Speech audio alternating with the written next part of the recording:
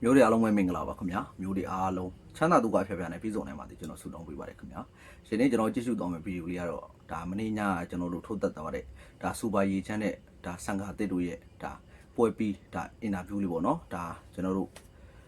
ဆန်ကာတစ်ရဲ့ဒါဝေါ်ထန်းရောက်ဖဆန်ကာတစ်ရဲ့ဒါအင်တာဗျူးပေါ့နော်အင်တာဗျူးမှာဆိုရင်တော့ဒါဆန်ကာတစ်ရတော့ဒါညီလေးစူပါရီချမ်းကိုမှတော်တော်လေးမတူရင်နဲ့လှက်လိုက်လဲလဲနဲ့ဒါချီးမွမ်းသွားတယ်ပေါ့နော်ကျွန်တော်ဘလို့ချင်းမွန်းသွားလဲဆိုရင်စူပါရီချမ်းတကယ်ဥမာတဲ့ကစားသမားတကယ်ဥတော်တဲ့ကစားသမားဆိုပြီးတော့သူချီကျူးသွားတယ်ပေါ့နော်အရင်ကမှကောင်းတယ်ပေါ့နော်စူပါရီချမ်းနောက်တစ်ခုကပြောချင်တ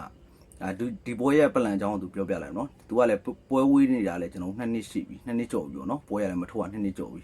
နောက်တစ်ခုကဒါစူပါရီချမ်း1မှာဆိုရင်ဒါဇက်တိုက်ဆိုသလိုဒါသူ့ပွဲပေါင်းဝင်ဆိုကျွန်တော်3ပွဲပေါ့နော်ဒါပထမ2ပွဲထိုးတယ်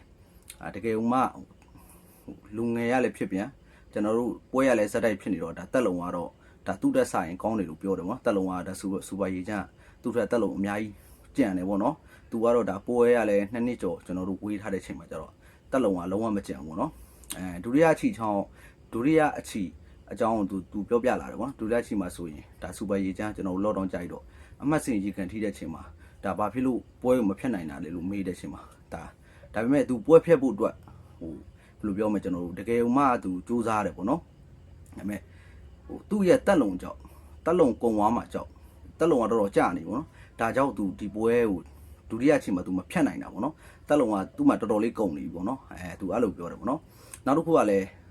းသူစူပါရီချမ်းကိုပွဲဖြတ်ဖို့ဆိုပြီးတော့ဖြတ်တယ်လိုက်တော့သူအမိရလိုက်တုတ်တာပေါ့နော်တုတ်တဲ့ချိန်မှာဒါစူပါရီချမ်းရဲ့ကျွန်တော်လက်သီးလုံးတွေကလည်းဒါသူ့ကိုပြန်ဝင်လာတယ်ပေါ့နော်ပြန်ဝင်လာတဲ့အချိန်မှာသူကတက်လုံတော်တော်ကြာနေတဲ့အတွက်ရှေ့ဆိုင်တော့သူပွဲဖြတ်မယ်ဆိုရင်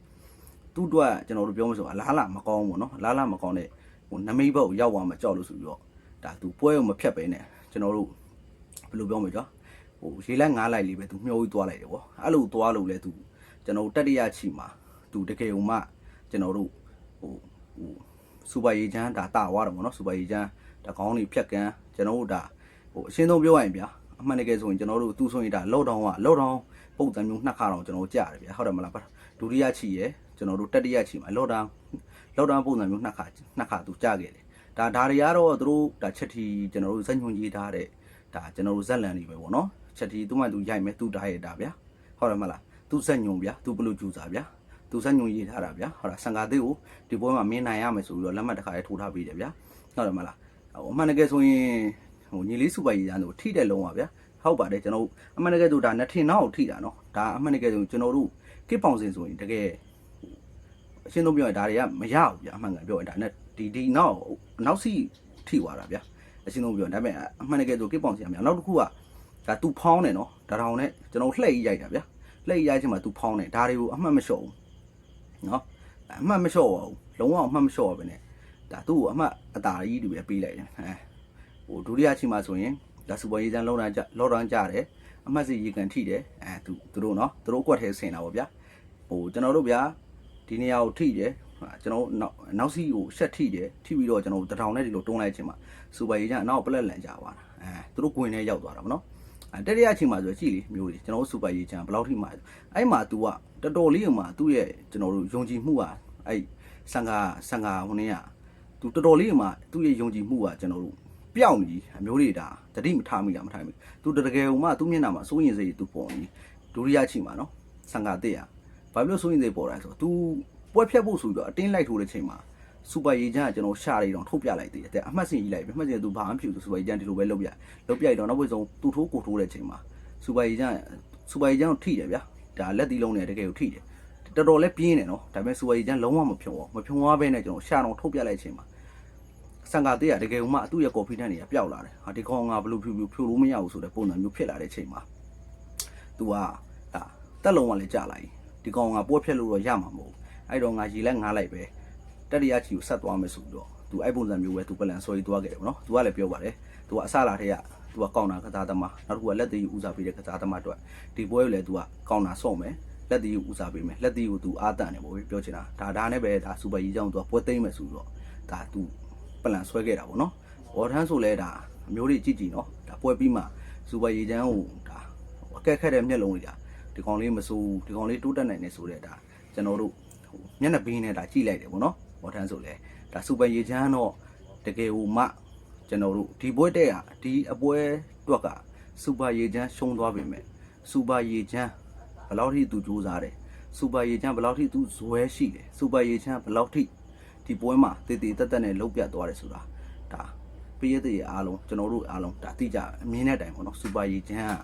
ဘယ်လိုလူစားမျိုးလဲဆိုတာတော့ကျွန်တော်တို့ဒီပွဲမှာဒါစူပါရေချမ်းကိုကျွန်တော်တို့ဘယ်လိုပြောမလဲစာမွေးစစ်လိုက်တယ်လို့ပဲတဲ့စာမွေးပဲစစ်လိုက်တယ်လို့ပဲတကယ်ဥမာအောင်စင်းထွက်သွားတယ်ရှုံးမိမယ်အောင်စင်းထွက်သွားတယ်ဒါညီလေးစူပါရေချမ်းမယ်ဟိုနောက်တစ်ခုကပြောချင်တာညီလေးတန်းစင်လို့ဆိုလဲဟိုကျွန်တော်တို့ဗျာတကယ်ဥမာဟိုအမြင့်ရောက်စေချင်တယ်ဒါအမှန်ကန်ပြောရင်ညီလေးတန်းစင်အမြင့်ရောက်စေချင်တယ်ဒါပေမဲ့သူကပြောလို့ကျွန်တော်ခန္ဓာရည်ပိုင်းပေါ့ဗျာနော်ဒီပိုင်းမှာကျတော့နည်းနည်းလိုအပ်ချက်ရှိတယ်ဒါပေမဲ့ညီလေးတန်းစင်လဲသူတော်တော်လေးမှပြင်ဆင်နေပြီပေါ့နော်ဝမ်းသာပါတယ်ကုညီဒီစင်မြင့်ထက်မှာဗျာတကယ်ဥမာကျွန်တော်တို့ဟုတ်လားအောင်မြင်မှုပန်းနိုင်ကိုစီနဲ့ဟိုရှောက်လန်းတာကိုတော့ပြည့်တဲ့အားလုံးမြင်စေချင်တာပေါ့နော်ဒါပေမဲ့စူပါရေချမ်းတော့ကျွန်တော်တို့စာမွေးပဲစစ်တဲ့ချိန်မှာစူပါရေချမ်းတကယ်ကိုအောင်နော်မွေးလာတဲ့ကကျွန်တော်တို့လက်အထူကြီးကိုစုပြီးတော့ကစ်ပေါင်စင်ထိုးစားလာတဲ့ကောင်တကယ်ဥမာမင်းဘာကောင်နဲ့ငါဘာကောင်နဲ့ဆိုပြီးတော့ရှာပါထုတ်ပြသွားပြီးတော့နောက်တတရချီမှာကျွန်တော်တို့